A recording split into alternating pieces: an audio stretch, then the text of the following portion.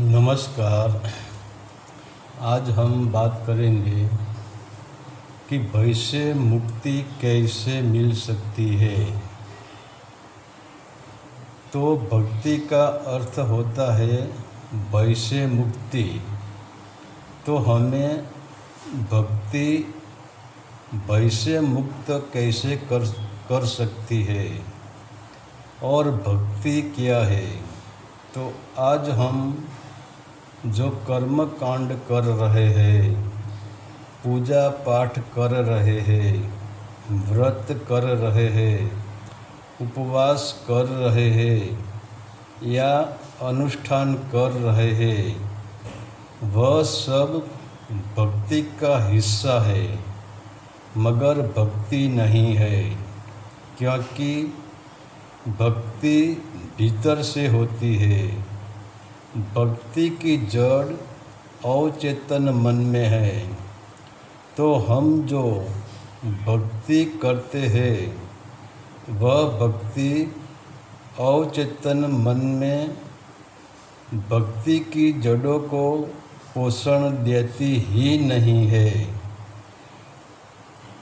तुम किसी भी प्रकार की भक्ति करो, किसी भी प्रकार का मंत्र का उच्चारण करो, तो यह मंत्र का उच्चारण ऐसे करना है जो मंत्र में से उत्पन्न हुई ध्वनि, मंत्र में से उत्पन्न हुए तरंग हमारी भीतरी आकाश में गुंजन करे।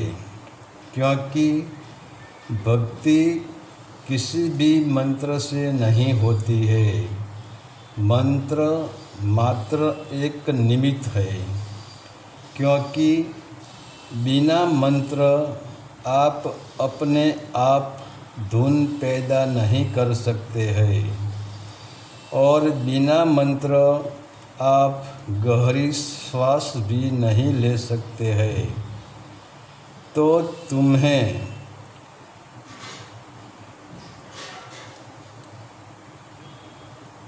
शुरू में किसी भी मंत्र को पकड़ना ज़रूरी है। तो तुम पहले तो मंत्र का उच्चारण बैखरी बानी में अर्थात मुख में से करोगे। फिर तुम मध्यमा बानी में जाओगे तो तुम मंत्र का उच्चारण कंठ में से करोगे। फिर तुम एक डुबकी और लगाओगे तो वही मंत्र का उच्चारण तुम हृदय में से करोगे, जिसे हम पश्यन्ति वाणी भी कहते हैं। फिर तुम एक डुबकी और लगाओगे तो वही मंत्र का उच्चारण तुम परावाणी से मतलब नाभि से होता है। तो जब तुम नाभि तक जाते हो तो कई बार ऐसा होता है कि मंत्र छूट जाता है और ध्वनि अकेली ही रह जाती है। फिर तुम जगत के कुछ भी कार्य करते रहते हो, फिर भी तुम्हारे भीतर मंत्र की ध्वनि, मंत्र की गूंज सुनाई देती है। इसका एक ही कारण है कि मंत्र की ध्वनि और तुम्हारी गहरी श्वास से तुम्हारे मूलाधार चक्र में सोई हुई ऊर्जा को धक्का देते हैं और वही मूलाधार चक्र से सुषुम्ना नाड़ी जुड़ी हुई है। तो सुषुम्ना नाड़ी के दो छोर है। पहला छोर है मूलाधार चक्र और दूसरा छोर है सहस्त्रार चक्र।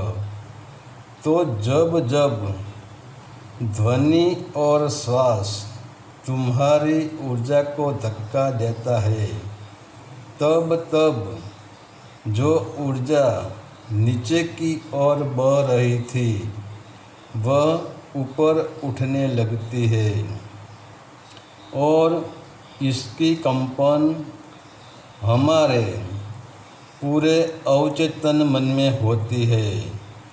तो जो हमारी भक्ति की जड़ों है इसको पोषण मिलता है और पोषण मिलते ही भीतरी आकाश में अमृत की वर्षा होती है। इस वर्षा में हमारी चेतना स्नान करती है और चेतना पे जो विषय वासना मोह लोभ राग द्वेष या अद्वैत या अहंकार का जो आवरण है वह मिट जाता है, चेतना शुद्ध हो जाती है और अमृत पान करके अभय हो जाती है। क्योंकि हमारी ऊर्जा पहले मृत यानी मृत्यु की ओर बह रही थी, यानी संसार की ओर बह रही थी। तो हमारी संपत्ति का भय था, हमें मृत्यु का भय था।